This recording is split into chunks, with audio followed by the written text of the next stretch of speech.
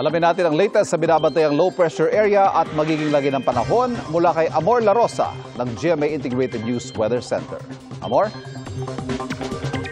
Salamat, Ivan. Mga kapuso, magtutuloy-tuloy po ang maulang panahon bukas sa malaking bahagi ng ating bansa. Dahil pa rin po yan sa epekto ng low pressure area at ganun din ng hanging habagat. Huling namataan ng Pag-asa ang low pressure area sa layong 175 kilometers, silangan po yan ng Virac, Catanduanes. Ayon po sa Pag-asa, may tsansa pa rin yan maging bagyo at kung matuloy nga po ito ay tatawagin itong Bagyong Auring, ang unang bagyo ngayong 2025. Sa outlook po ng Pag-asa, pwede itong mag-recurve o kaya po ay lumihis ng direksyon o pwede rin naman na mag-landfall o tumama po sa lupa, maaaring dito sa Bicol region, ganoon din po dito sa may Quezon or sa bahagi naman po ng Aurora. Posible ring tawirin po nito ang kalupaan sa mga susunod na araw dahil ayon po sa Pag-asa, posible po yang kumilos pa kanluran.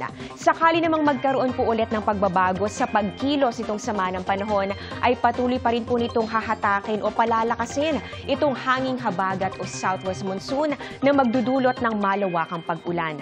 Base nga sa datos ng Metro Weather, madaling araw pa lang po bukas hanggang tanghali may mga pag-ulan na. Dito po yan sa may Southern Luzon, ilang bahagi po ng Central Luzon at pati na rin dito sa Bicol region. Magtutuloy-tuloy po yan sa hapon hanggang sa gabi at mas malawakan na po yung mga pag-ulan, halos buong Luzon na po yan. Yung mga nakikita po ninyo na nagkukulay orange at kulay pula dito sa ating mapa, ibig sabihin po niyan heavy to intense o mga matitindi talagang buhos ng ulan at posible mga magtuloy-tuloy. Kaya maging alerto po sa posibleng pagbaha o landslide.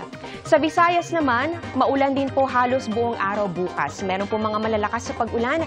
Dito yan sa Western Visayas, Negros Island region at pati na rin sa may Samar and Leyte provinces. May mga kalat-kalat na pag-ulan naman po dito sa bahagi po ng Cebu at pati na rin sa Bohol. Para naman sa mga taga Mindanao, pwede rin po kayong makaranas sa mga pag-ulan, lalong-lalo na po pagsapit ng hapon at meron din mga malalakas. Sa Metro Manila po, madaling araw pa lang may pag-ulan at pwede na po magpatuloy po yan hanggang pagsapit po ng tanghali. Mataas po ang tsansang magtagal pa yan hanggang hapon at gabi kung kailan po posible yung mga malalakas na buhos ng ulan. Kaya mga kapuso, doble ingat. At yan muna ang latest sa lagay ng ating panahon. Ako po si Amor La Rosa para sa GMA Integrated News Weather Center. Maasahan anuman ang panahon.